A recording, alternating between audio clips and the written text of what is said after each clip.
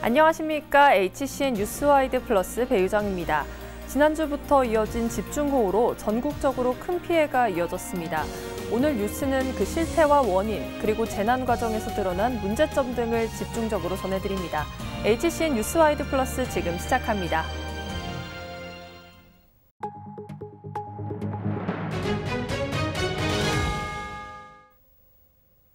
오송 지하차도 참사. 그저 비가 많이 와서 생긴 천재지변이 아니었죠. 하천범람이 불보듯 뻔한데도 도로 진입조차 통제하지 않은 행정당국의 책임론이 불거지면서 인재를 넘어 관제라는 이야기까지 나왔는데요. 정부가 1조 5천억 원을 들여 구축한 재난안전통신망도 무용지물이었습니다. 유소라 기자입니다. 6만 톤의 흙탕물이 집어삼킨 오송 궁평 2 지하차도. 당국의 안일한 대처와 부실한 시스템이 만든 비극이었습니다. 사고 당일인 지난 15일, 침수가 발생하기 40여 분 전인 오전 8시쯤 지하차도 통제를 요구하는 주민신고 여러 건이 112에 접수됐습니다. 경찰은 곧바로 재난안전통신망에 제방 넘쳐 주민 대피 필요라는 메시지를 전달한 것으로 전해집니다. 그러나 이는 허공 속 메아리에 그쳤습니다. 정작 도로관리 주체이자 통제를 결정하는 충북도에는 메시지가 전달되지 않은 겁니다.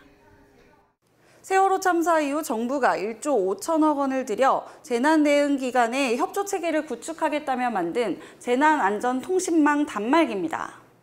충청북도 재난상황실입니다. 지금부터 7월 18일. 하지만 지난 이태원 참사 때도 이번 오송 지하차도 참사에서도 시스템은 제대로 활용되지 못했습니다. 통신 오류와 혼선 차단을 이유로 채널이 이원화돼 있기 때문입니다.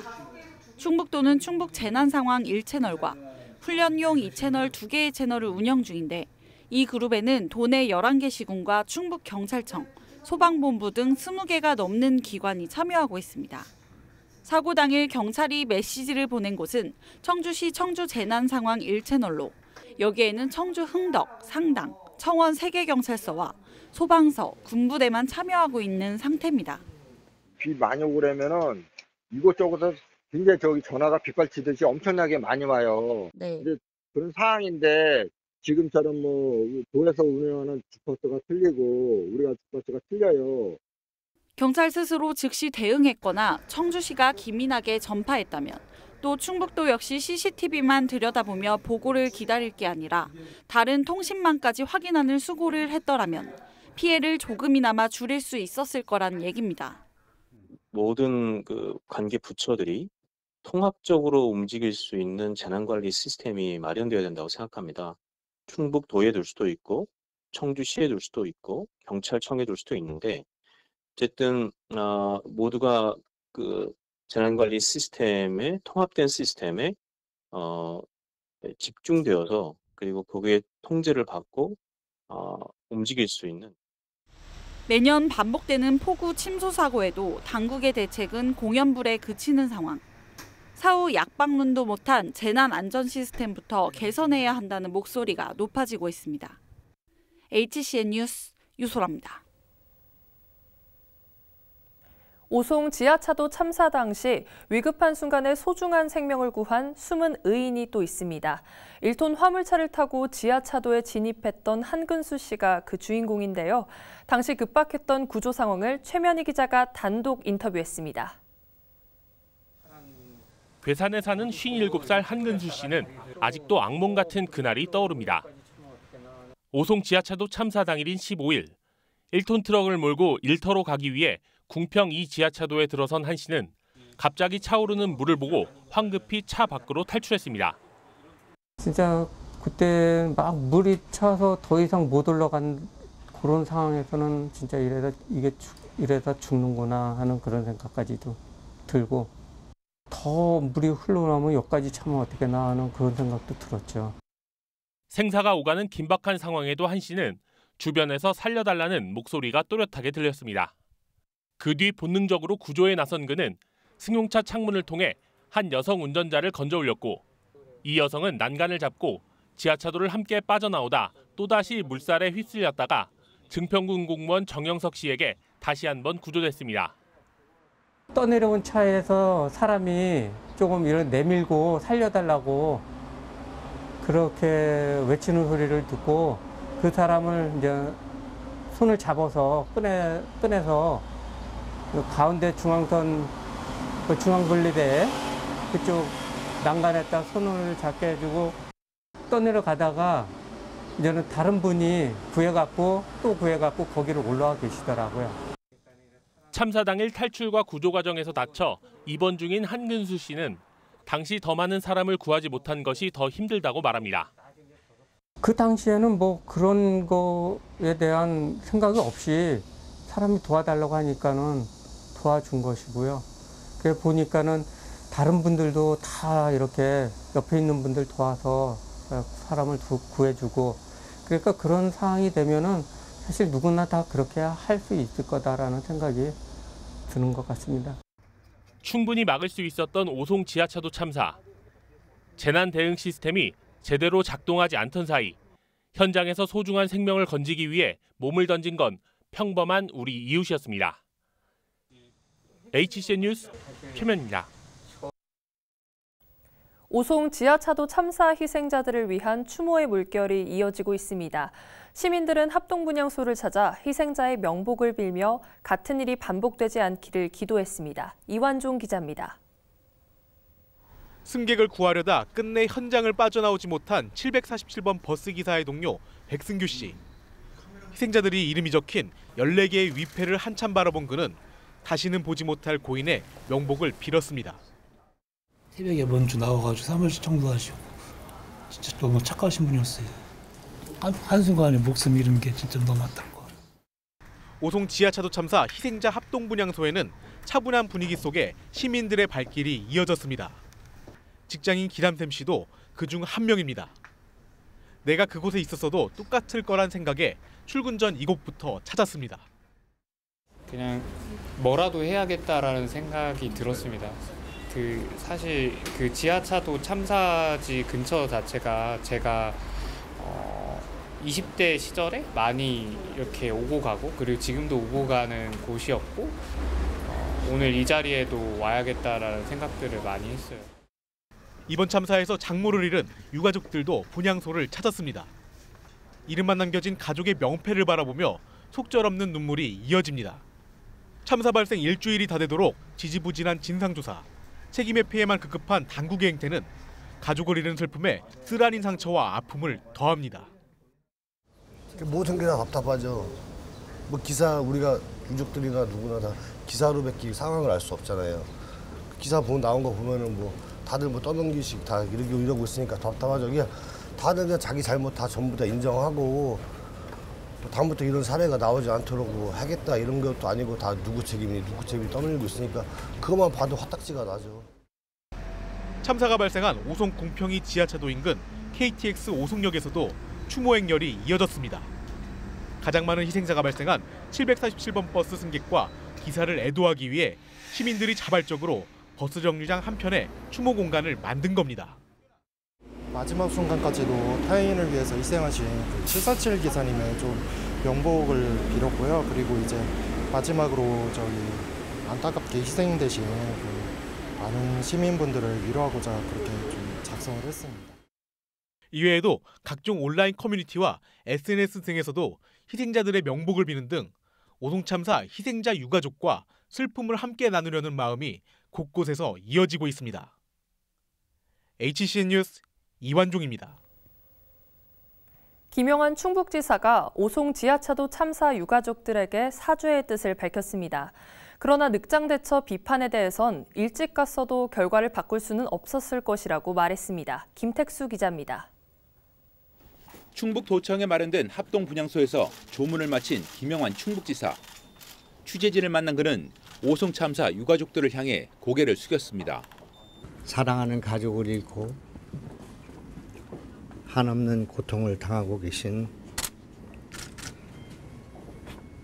유가족들에게 진심으로 사죄의 말씀드립니다. 오송 참사 당일 오전 심각한 상황을 제때 보고받지 못하고 대처가 늦었다는 비판에 대해선 어쩔 수 없었다는 뜻을 밝혔습니다. 대규모 인명피해가 난 오송의 상황은 괴산댐 원류 현장으로 떠난 뒤에서야 알게 됐다는 겁니다. 9시 44분에 비서실장으로부터 오창에서의 침수 사고가 발생한 것을 보고를 받았고, 10시 오송 그리고 10시 10분에 한 명의 심정지와 한 명의 실종이 예상된다는 말씀을 들었습니다. 한두 명의 사상자가 났거나 그런 정도만 생각을 했고, 이어 그는 현장에 빨리 도착하지 못한 아쉬움은 있지만 일찍 갔다고 해서 상황이 바뀔 건 없다고 말했습니다. 저도 그런 아쉬움이 있는데 제가 거기 갔다고 해서 상황이 바뀔 것은 없다고 생각합니다. 마찬가지로 오송 상황을 뒤늦게 파악하고 참사 당일 오후 김 지사보다도 늦게 현장에 도착한 이범석 청주시장은 분향을 마친 뒤 기자들의 질문에 아무런 말도 없이 현장을 떠났으며 이후 사과문을 통해 시민과 유가족들에게 송구하고 죄송하다는 뜻을 밝혔습니다. HCN 뉴스 김택수입니다. 한 명이 숨진 대구 팔거천에는 재난감시용 CCTV가 설치돼 있는데요. 그런데 서버가 없어 영상을 따로 저장하지 않고 있었던 것으로 드러났습니다. 하천 수량을 실시간으로 확인하는 용도로만 써왔다는 건데 사고 과정과 원인 규명이 필요해도 써먹을 방법이 없습니다. 이동욱 기자의 보도입니다. 대구 북구청이 지난 2015년 팔거천에 설치한 CCTV입니다. 여름철 집중호우에 대비하기 위한 하천 재난감시용인데 팔거천을 따라 이러한 CCTV가 4군데에 설치되어 있습니다. 하지만 현장 영상을 실시간으로 감시만 할 뿐 정작 인명피해 등 사고가 났을 때 중요하게 활용될 수 있는 녹화 영상은 따로 저장하지 않는 것으로 확인됐습니다. 녹화 기능까지 있는 CCTV지만 영상을 저장할 서버가 없어 현장 확인용으로만 써왔다는 겁니다. 저장 서버가 없습니다, 저희들한테. 그래서 저희들도 계속 이렇게 진행 서버가 없이 그렇게 봐왔는데 그게 뭐 예산 문제인지 다른 이유인지 저희들도 계속 그렇게 해왔기 때문에 현장 조사용만으로. 하천 수위 상승에 대비한 재난경보 시스템 역시 개선이 필요하다는 지적입니다. 팔거천의 경우 동명저수지의 방류가 수위에 직접적으로 영향을 주는데 현 시스템은 담당자가 전화로 저수지 방류 여부를 파악하고 하천 CCTV를 확인한 뒤 필요할 경우 통행 차단과 경보를 내보내는 방식으로 이뤄집니다. 저수지 방류 사실을 즉시 파악하고 측정된 하천 수위에 따라 자동으로 경보를 내보내는 시스템은 아직 갖추고 있지 않습니다. 기후변화로 국지성 호우가 잦아지고 있는 만큼 이제는 도심 하천이 감당할 수 없을 정도의 재난에 대비해야 할 시점입니다. HCN 뉴스 이동욱입니다. 처참했던 수해 현장에선 일상으로 돌아가기 위한 사투가 이어지고 있습니다. 폭염 속 복구 현장을 임원태 기자가 영상에 담았습니다.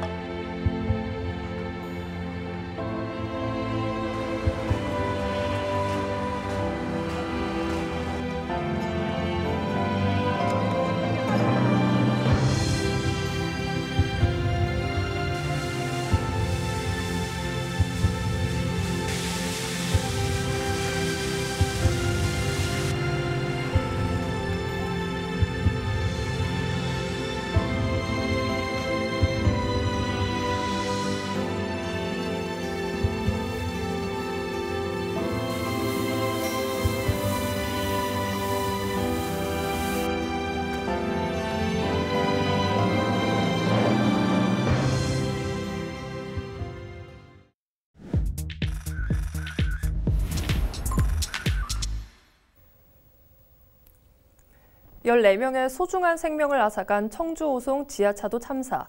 인재를 넘어 관제라는 비판이 나오고 있는데요. 관련 이슈를 좀 더 자세히 알아보겠습니다. 유소라 기자 나와 있습니다. 네, 오송 지하차도 참사 사망자들의 넋을 기리는 추모 공간이 마련이 됐다죠. 현재도 애도를 표하고 있는 발길이 끊이지 않고 있다고요?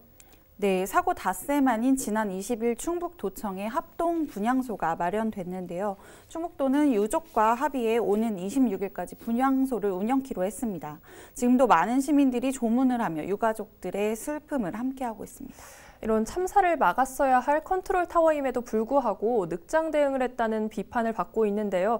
그래서 단체장들이 잇따라 고개를 숙였다죠. 네, 지난 20일 충북도지사와 청주시장이 참사 희생자와 유족에게 공식 사과를 했습니다. 그런데 사과 발언으로 오히려 비난을 사는 분위기입니다. 사과를 했는데 비난을 받았다. 잘 이해가 되지 않는데요. 분향소에서 카메라 앞에 선 김영한 충북지사의 발언이 다시 논란을 부른 건데요. 사과 발언까지는 괜찮았습니다. 그런데 골든타임을 놓친 것 아니냐는 이제 취재진들의 질문에 해명한 답변이 논란이 되고 있습니다. 자신이 일찍 갔더라도 할 수 있는 게 없었을 것이라고 말을 한 겁니다. 비난이 커지자 김영한 지사는 자신이 그 자리에 있었어야 한다는 자책에서 나온 얘기라고 해명했지만 쉽사리 논란은 가라앉지 않고 있습니다. 네, 이범석 청주시장 역시 사과를 했는데도 또 뒷말이 나오고 있다죠? 네, 이범석 시장은 같은 날 취재진의 질문에 묵묵부답인 채로 분향소를 빠져나갔는데요. 그런데 몇 시간 뒤인 오후 3시 갑작스러운 사과문 발표에 이어 언론 브리핑까지 열어 고개를 숙였습니다. 사실 이런 사과 내용은 취재진 앞에서도 얼마든지 밝힐 수 있는 수준이었는데요.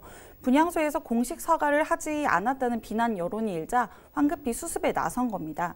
언론 앞에서 괜한 말실수를 우려했던 처신은 아닌지 구설에 오르고 있습니다. 지금 이 사태가 사태인 만큼 공직사회 내부 분위기도 좀 심상치 않을 것 같은데요. 네, 충북도와 청주시뿐만 아니라 경찰청까지 지역 공직사회 분위기가 뒤숭숭합니다. 현재 국무조정실이 참사와 관련해 부서별로 이제 조사에 들어가면서 상당한 긴장감이 감돌고 있습니다. 여기에 경찰 수사로 이제 책임 소재 파악도 본격화됐는데요. 때문에 직원들의 말과 행동도 상당히 조심스러운 분위기입니다. 통상적인 업무는 사실상 마비 상태라고 합니다. 물밀듯이 쏟아지는 수사 자료 요청에 또 언론 취재 요청까지 이어지고 있고요. 피해 복구 작업까지 업무가 과중되고 있기 때문입니다. 일부 직원들은 트라우마를 호소하면서 입원 치료까지 받고 있는 것으로 전해집니다. 또 당연한 일이겠지만 여름 휴가도 눈치를 보면서 뒤로 미루고 있다는 전언입니다. 지금 보니까 경찰 수사와 국무조정실 감찰이 한창 진행 중인데요. 그렇다면 어느 부분을 좀 집중적으로 들여다볼까요? 네, 먼저 경찰 합동 감식이 한창인데요. 이번 감식 결과에 따라 어디까지 수사가 확대될지 또 중대재해처벌법 위반 혐의를 적용할지 여부 등이 결정될 것으로 보입니다. 합동 감식반은 1분당 12톤의 물을 뺄 수 있는 배수펌프 4대가 설계대로 잘 설치가 됐는지 또 실제로 작동했는지 등을 집중적으로 살펴봤는데요. 이번 감식 결과에 따라서 지하차도 시공업체와 발주사도 수사 대상에 포함될지를 결정할 것으로 보입니다. 또 충북도와 청주시, 행복청에 대한 강제 수사 전환도 검토하고 있는 것으로 알려졌는데요. 이런 가운데 지난 17일부터는 오송 지하차도 사고 원인 규명을 위한 감찰을 진행 중인 국무조정실이 21일 대검에 경찰관 6명에 대한 수사 의뢰를 했는데요. 오송 참사의 112 처리 과오가 어느 정도 밝혀진 만큼 경찰의 셀프 수사는 국민의 신뢰를 얻기 어렵다는 판단에 따른 건데요. 검찰 수사 결과에도 귀추가 주목됩니다. 네, 이 행정당국의 보고 체계에서도 허점이 여실히 드러나고 있는데요. 그렇다면 이 부분도 좀 집중적으로 조사가 이뤄지겠네요. 네, 맞습니다. 앞서 보도에서 보셨듯 정부가 세월호 참사 이후에 1조 5천억 원을 들여 구축한 이제 재난안전통신망도 무용지물이었습니다.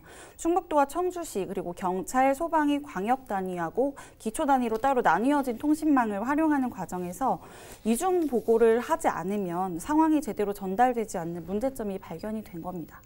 그렇군요. 그럼 이 통신망이 어떻게 운영되는 건지 좀 궁금한데요. 뭐 무전기나 단말기를 사용하는 걸까요? 제가 이제 취재 과정에서 충북도 재난안전팀을 실제로 찾아서 단말기를 직접 사용을 해봤습니다. 외관상 볼 때는 좀 스마트폰하고 비슷한 모습인데요. 무전기 방식의 스마트폰 형태를 결합한 실시간 이제 음성 메시지 전달 시스템으로 이해하시면 될 것 같습니다. 네, 그렇다면 직원이 보고를 제대로 안 한 것도 문제가 되겠지만 그래도 통신망이 분리돼 있었다면 이중 보고를 해야 되기 때문에 애초에 제 역할을 하기는 어렵지 않았을까라는 판단이 드는데요. 그렇다면 처음부터 좀 채널을 일원할 수는 없었던 걸까요? 취재하면서 관계자 설명을 들어보니 한때는 동일한 주파수로 이제 하나의 공동 통신망을 활용을 한 적이 있다고 합니다. 그런데 이 과정에서 통신 오류나 업무 혼선이 자주 빚어지면서 채널을 이원화하게 됐다는 설명인데요. 그럼에도 경찰 스스로 즉시 대응을 하거나 청주시가 또 기민하게 전파를 했다면 충북도 역시 CCTV만 들여다보면서 보고를 기다릴 게 아니라 다른 통신망까지 확인하는 수고를 했더라면 피해를 조금이나마 줄일 수 있지 않았을까 생각해 볼 수 있는 대목입니다. 이 부분도 경찰과 국무조정실이 집중적으로 들여다봐야 할 부분인 것 같습니다. 네, 알겠습니다. 오늘 말씀 여기까지 듣겠습니다.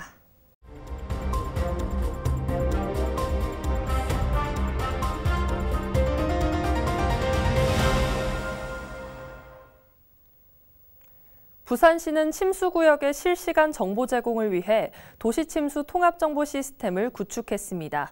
이번 집중호우와 같은 상황에서 역할을 할 것으로 기대를 모았는데요. 하지만 정작 필요할 때 일부 기능은 제대로 작동하지 않았습니다. 최현광 기자의 단독 보도입니다. 부산시는 집중호우나 태풍 시 상습 침수구역 정보를 실시간으로 제공하기 위해 지난 5월 부산시 도시침수 통합정보 시스템을 구축했습니다. 하지만 일부 기능이 작동하지 않았다는 민원이 속출했습니다. 현장을 실시간으로 보여주는 CCTV가 나오지 않아 오류 메시지가 뜨거나 화면이 잘려 나오는 경우도 다반사였기 때문입니다. 부산시는 벼락으로 인해 해당 기능이 마비된 것이라 해명했습니다. 특히 이번 같은 벼락이 쳐가지고 장애가 난 부분이 많아서 화면이 시커멓게 나온 데가 몇 군데 있었을 겁니다. 앞으로도 비 예보가 계속되고 있는 가운데 상습 침수구역 주민들의 불안은 가중되고 있습니다. 수년째 침수로 몸살을 앓고 있는 한 상인은 여전히 하수구가 역류하고 물이 계단 입구까지 차올라온다며 분통을 터뜨렸습니다.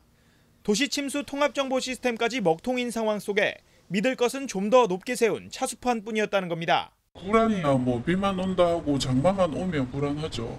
네. 그리고 이게 또 장마가 문제가 아니더라고요. 보니까 추석 전후가 제일 문제인 것 같아요. 태풍 올 때. 부산시 의회는 상황 발생 시 시민 불안을 덜어주고 즉각적인 현장 대응에 나서기 위해 24시간 대응팀을 구성할 방침입니다. 각 지하차도라든지 또 우리 방제할 수 있는 이제 국가천이나 또 해안가라든지 이런 부분에 대해서 이제 시스템을 감시를 하고 있기 때문에. 하지만 구축 초기 단계부터 시스템이 삐걱대면서 시민들의 신뢰를 다시 얻는 게 급선무로 떠올랐습니다. HCN 뉴스 최현광입니다. 경북 지역에선 이번 폭우 인명피해의 절반 이상이 산사태 때문인 것으로 확인됐습니다. 특히 피해 지역 10곳 가운데 9곳은 관리 사각지대에 놓여 있던 것으로 드러났습니다. 전복은 기자입니다. 연일 내린 비로 축대벽이 무너지면서 토사가 쏟아졌습니다. 집 주변에 함께 떨어진 잔해가 나뒹굴고 지붕 한쪽은 주저앉았습니다. 여기 해관에 여기는 진수 지역이라 그래서 여기 대피라고 그랬어요, 밤에. 그래서 거기서 자고 있었어요. 200여 미터 떨어진 집도 상황은 마찬가지. 비탈면을 감싼 바위들이 하나둘 흔들리기 시작했습니다. 비가 많이 오고 이런 상태에서는 흙이 물을 많이 흡수하고 있다고요. 그러면 갑자기 물이 배수할 데가 없으니까 이게 허물어지는 경우가 많죠. 되도록이면 이런 곳에는 집을 안 짓는 게 좋다고 봅니다, 제 생각에는. 네. 이번 집중호우로 산사태 피해가 컸던 경북에서만 22명이 숨지고 5명이 실종됐습니다.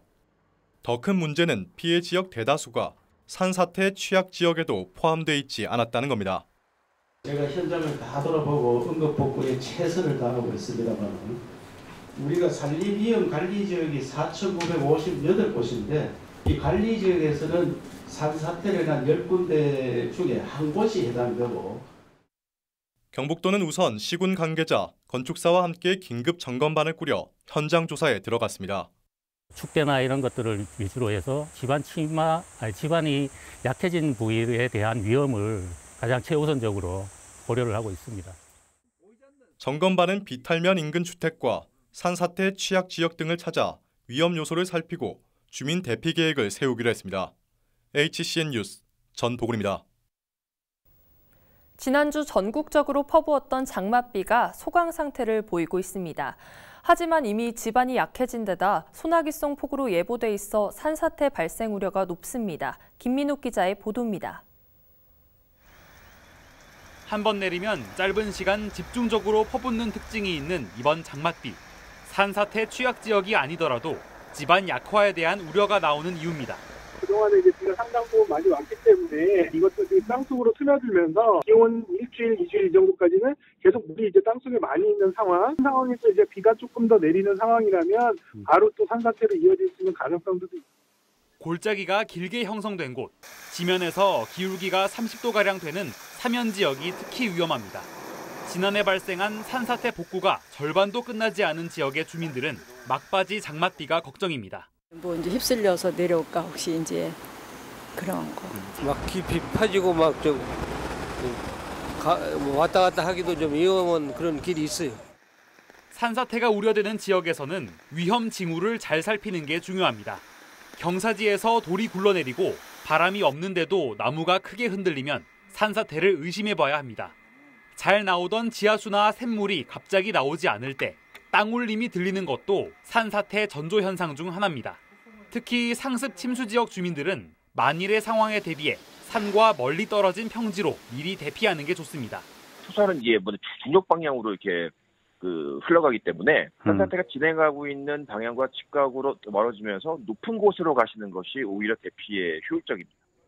대피할 때는 화재나 감전 등 2차 피해를 막기 위해 가스와 전기를 반드시 차단해야 합니다. 또 산사태가 일어났다면 즉시 신고하고 인명피해가 우려될 경우 119나 산림항공구조대로 구조를 요청할 수 있습니다. HCN 뉴스 김민욱입니다. 경북 포항에선 지난해 태풍 흰남노로 침수 피해를 입었던 학교를 필로티 구조로 다시 짓습니다. 건물 침수를 막기 위한 조치로 내년 11월에 완공될 전망입니다. 정필문 기자의 보도입니다. 쏟아진 폭우에 학교 운동장이 완전히 물바다로 변했습니다. 이 학교는 지난해 태풍 흰남노 때 운동장은 물론 학교 건물 1층까지 물에 잠겼던 곳입니다. 사흘간 수업을 못했고 피해를 완전히 복구하는 데도 3개월이 걸렸습니다.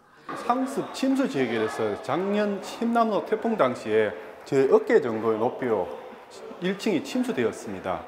해마다 비가 많이 오면 항상 그 침수의 우려가 있어서 개선이 필요한 상태입니다. 이러한 고질적인 침수 피해를 막기 위해 과감히 도입한 것이 바로 필로티 건축물 방식입니다. 1층 건물의 벽을 제거하는 대신 기둥을 세워 공간을 비워두고 2층부터 사용하는 구조입니다. 1층 기둥 높이가 3.5m 정도로 학교 건물이 침수되는 걸 막을 수 있을 것으로 기대됩니다. 흰남노로 피해를 입은 건물 높이 자체가 사람 키보다 높은 그 피해를 입었기 때문에 그 상한선으로 설계를 하는 걸로 방향을 잡았습니다. 그렇기 때문에 필로티가 아니고는 방법이 없었다. 내년 11월쯤이면 공사가 마무리되는데 경북 지역 최초로 필로티 구조의 학교가 탄생할 전망입니다. 이 학교 외에도 침수가 잦은 포항 인덕초에도 필로티 방식을 도입할 예정입니다. 한편 지난해 태풍 때 무너져 내렸던 포항 대흥중학교 뒤편 절개지는 특허 공법을 도입해 오는 11월쯤 보수 공사를 마무리할 전망이라고 교육청은 설명했습니다. 집중호우로 인한 피해가 점점 심각한 수준으로 치닫는 만큼 교육 현장의 수해 예방을 위한 보다 근본적인 대책들이 마련되고 있습니다. HCN 뉴스 정필문입니다. 이상으로 HCN 뉴스와이드 플러스 마칩니다. 시청해주신 여러분 고맙습니다.